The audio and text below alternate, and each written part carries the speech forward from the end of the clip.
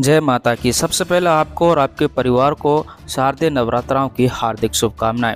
शारदीय नवरात्रा 2024 का प्रारंभ 3 अक्टूबर दिन गुरुवार से हो रहा है। इस दिन पहला नवरात्रा होगा। शारदीय नवरात्राओं से संबंधित जितने भी शुभ मुहूर्त हैं उनके बारे में आपको विस्तार से जानकारी लेकर आए हैं। वीडियो को स्किप बिल्कुल भी ना करें, शुभ मुहूर्त नोट करते जाएं। जानेंगे विस्तार से कलश स्थापना या घट स्थापना का शुभ मुहूर्त कब है, अष्टमी और महानवमी किस दिन मनाई जाएगी, कन्या पूजन कब होगा और साथ में जानेंगे कलश विसर्जन कब करना है। लेकिन उससे पूर्व आपसे निवेदन करते हैं कमेंट बॉक्स को खाली ना छोड़ें। कमेंट बॉक्स में जय माता की जरूर लिखें। माता की कृपा से आपकी नवरात्राएं सफल होंगे और आपकी मनोकामनाएं पूर्ण होंगी। सबसे पहले जान लेते हैं कलश स्थापना या घट स्थापना का शुभ मुहूर्त क्या है। 3 अक्टूबर दिन गुरुवार से नवरात्रा शुरू हो रहे हैं। पहला नवरात्रा रहेगा और इसी दिन घट स्थापना कलश स्थापना की जाती है। इसका शुभ मुहूर्त है जो कि सुबह 6:14 से लेकर सुबह 7:21 तक रहेगा। ये सर्वश्रेष्ठ मुहूर्त है और इस सर्वश्रेष्ठ मुहूर्त का जो अवधि है वो 1 घंटा 6 मिनट है। इस मुहूर्त में यदि आप कलश स्थापना करते हैं, माँ की पूजा पाठ करते हैं तो माँ अति प्रसन्न होगी। यदि आप 6:21 तक कलश स्थापना नहीं कर पाते हैं तो इस मुहूर्त को आगे भी हम बढ़ा सकते हैं जो कि 8:45 तक रहेगा। यानी कि आपको सुबह 6:14 से लेकर 8:45 यानी कि 8:45 बजे तक आपको हर संभव कलश स्थापना कर लेनी है। लेकिन जो पूर्व में आपको बताया था 7:14 से लेकर 7:21 तक, ये सर्वश्रेष्ठ मुहूर्त है। इसमें काफ़ी योग बन रहे हैं। यदि आप इस मुहूर्त में कलश स्थापना नहीं कर पाते हैं तो एक अभिजीत मुहूर्त होता है और जिसमें किया गया कार्य भी शुभ माना जाता है। अभिजीत मुहूर्त की शुरुआत 11:45 से रहेगी। दोपहर लगभग 11:45 से लेकर दोपहर 12:33 तक ये अभिजीत मुहूर्त है। इस मुहूर्त में आप कलश स्थापना कर लें जो कि लगभग 47 मिनट की अवधि का है। अब बात करते हैं अष्टमी और महानवमी कब रहेगी।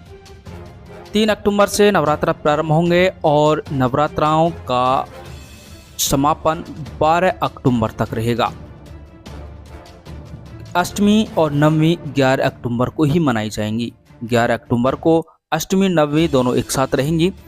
अगर हम बात करें 11 अक्टूबर को दिन शुक्रवार है और इसी दिन दुर्गा अष्टमी रहेगी, दुर्गा नवमी मनाई जाएगी और इसी दिन रहेगा कन्या पूजन। इसलिए 11 अक्टूबर को अष्टमी, नवमी और कन्या पूजन किया जाएगा।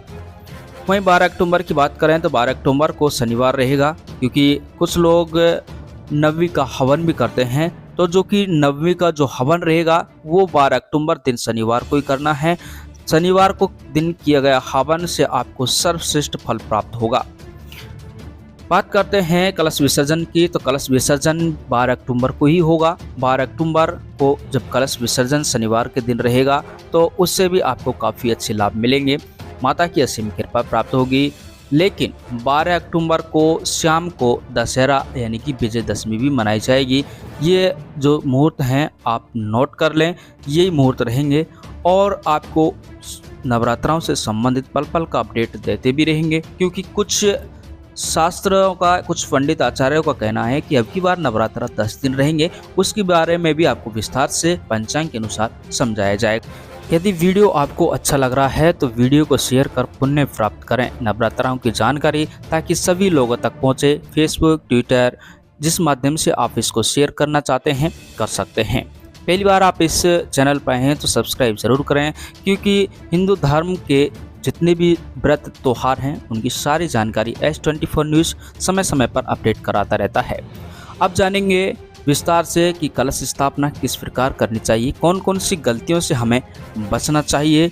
बिल्कुल सरल शब्दों में लिखित रूप में पूरी जानकारी आपको मिलेगी। सबसे पहले हम बात करते हैं कलश स्थापना की सामग्री की। माँ दुर्गा को लाल रंग खास पसंद है, तो इसलिए आप लोग लाल रंग का ही आसन खरीदें।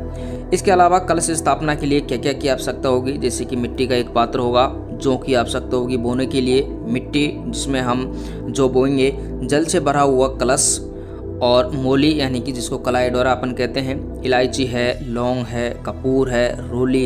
इसके अलावा साबुत सुपारी और साबुत चावल आपके लिए बहुत ही इम्पोर्टेंट है। सिक्का, 1 रुपये का सिक्का हो, 2 रुपये का सिक्का हो, ये आपके लिए चलेगा। अशोक या आम के 5 पत्ते होने बहुत ही ज़रूरी हैं, और नारियल, और इसके अलावा नारियल पर ढकी जाने वाली चुनरी या माता की जो चौकी है उस पर लगाई जाने वाली चुनरी, सिंदूर, फल फूल और फूलों की माला, और श्रृंगार पिटारी। श्रृंगार पिटारी का मतलब है जिसमें माता का पूरा श्रृंगार हो, उसको अपन श्रृंगार पिटारी कहते हैं। तो ये कलश स्थापना के लिए जो सामग्री है आपके लिए अनिवार्य है। ये सामग्री बहुत ही काम आएगी कलश स्थापना हम जब करेंगे। तो आइए अब जान लेते हैं कलश स्थापना की साधारण सी विधि कि किस किस प्रकार हमें कलश स्थापना करना चाहिए और किस प्रकार हमें कलश स्थापना के दौरान जो गलतियां हैं उनसे बचना चाहिए। तो सबसे पहले मैं आपको एक बहुत ही विशेष गलतियां बता देता हूं जिसको अक्सर लोग करते हैं। हमें सुबह स्नान आदि से निवृत्त होकर हमने माता की चौकी लगा दी, तो माता की चौकी के ध्यान रखना हमेशा बाएं तरफ, अभी भी फिर बता रहा हूँ, हमेशा बाएं तरफ आपको कलश स्थापना करना है। तो ये जो आप लोग देख रहे हैं ये माता की चौकी है और यहाँ पर इसके बाएं तरफ आपको कलश स्थापना करनी है। ये आप लोग ध्यान रखें, कलश स्थापना कभी भी इधर नहीं की जाती है, इधर ही की जाती है। और ये कहें अपन कि जो कलश है उसके दाएं तरफ माता की चौकी लगाई जाती है। तो ये गलतियाँ आप लोग बिल्कुल भी ना करें, इसको आप लोग विशेष ध्यान दें। अब आगे बात करते हैं कलश स्थापना की विधि विधान के बारे में। नवरात्रि के पहले दिन यानी कि प्रतिपदा को सुबह स्नान कर लें। मंदिर की साफ सफाई करने के बाद सबसे पहले गणेश जी का नाम लें। तो ध्यान रखना, माता की चौकी आप लोग लगाते हैं, कलश स्थापना करते हैं, उससे पहले भगवान गणेश का आह्वान बहुत ही ज़रूरी होता है। कोई भी हम शुभ कार्य करते हैं तो भगवान गणेश की पूजा अर्चना के बिना वह अधूरा है। भगवान गणेश जी की पूजा अर्चना करने के बाद उनकी आरती गाने के बाद आप लोग उनसे निवेदन करें कि आपकी कृपा से हमारे नवरात्रा पूरी तरह सफल हों, और सभी देवी देवताओं का गणेश भगवान के बाद आह्वान करें कि आप सभी आएँ और हमारी कलश स्थापना में संपूर्ण सहयोग करें, क्योंकि कलश में ही सभी देवी देवताओं का निवास होता है और नवरात्रियों में कलश स्थापना ही सबसे बेस्ट होती है। फिर माँ दुर्गा के नाम से अखंड ज्योति जलाएं, क्योंकि आप चौकी लगाते हैं तो चौकी के साथ ही आप लोग अखंड ज्योति जला सकते हैं, और चाहे तो कलश स्थापना के बाद भी आप अखंड ज्योति जला सकते हैं। तो आपको सारी जानकारी हम बता रहे हैं।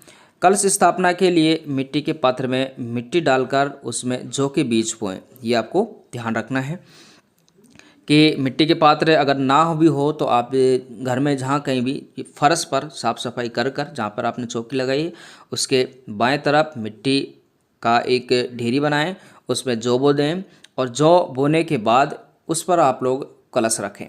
और कलश यानी कि अपन आगे हम बताते हैं आपको, कलश रखने से पहले आपको कुछ जो जानकारी है वो बहुत इंपॉर्टेंट है। तो सबसे पहले हम बात करेंगे अब एक तांबे के लोटे पर रोली से स्वास्तिक बनाएं। यहाँ पर आप ध्यान रखें, चाहे तो आप लोग तांबे का लोटा ले लें, और चाहे आप चाहें तो जो कलश है मिट्टी का कलश वो भी आप ले सकते हैं। अब इस पर आपको स्वास्तिक का चिन्ह बनाना है। स्वास्तिक का चिन्ह बनाने के बाद लोटे के ऊपरी हिस्से में मोली बांध दें। अब इस लोटे में पानी भरकर उसमें कुछ बूंदें गंगा जल की मिलाएं।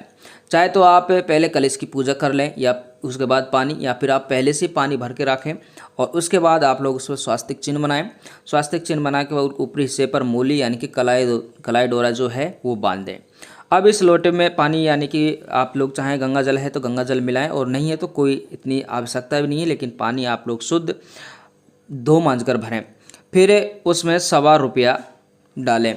तो आपको कलश स्वास्तिक चिन्ह आपने लगा दिया, इसके बाद रोली आपने बांध दी, या और आप चाहें तो कलश है जो वहाँ पर आप जो आपने मिट्टी की डेरी बनाई है जिसमें जो बया है पहले भी आप लोग उस पर रख सकते हैं, या फिर पूजा अर्चना कलश की पूजा अर्चना करने के बाद भी आप लोग रख सकते हैं। पहले चाहे तो पहले रख दीजिए, उसके बाद आप लोग स्वास्तिक चिन्ह बनाइए, फिर यानी कि मोली बांधिए ऊपरी हिस्से पर, फिर उसमें आप लोग गंगा जल की बूंदें मिला सकते हैं। फिर इसके बाद कलश की यानी कि पूजा अर्चना, कलश की पूजा अर्चना कैसे करते हैं, उसमें आप लोग सभी देवी देवताओं का आह्वान करें, भगवान विष्णु का, शिव का, ब्रह्मा का, और इसी के अलावा सभी देवी देवताओं का आह्वान करके उस कलश में ₹1.25 यानी कि ₹1.25 ना तो ₹1 का सिक्का है, ₹2 का सिक्का, दूब, सुपारी, इत्र और अक्षत अपने हाथ में लेकर सभी देवी देवताओं का आह्वान करके उस कलश में डाल दें। इसके बाद कलश में अशोक या आम के 5 पत्ते लगाएं। यानी कि ये कैसे लगाने, आपके लिए कलश को ढकने के लिए जो भी आप, या तो जैसे आप लोग कोई कटोरी है, कोई पात्र ढकना चाहते हैं, या फिर उसके ढकने का जो ढक्कन है वो आप ला सकते हैं।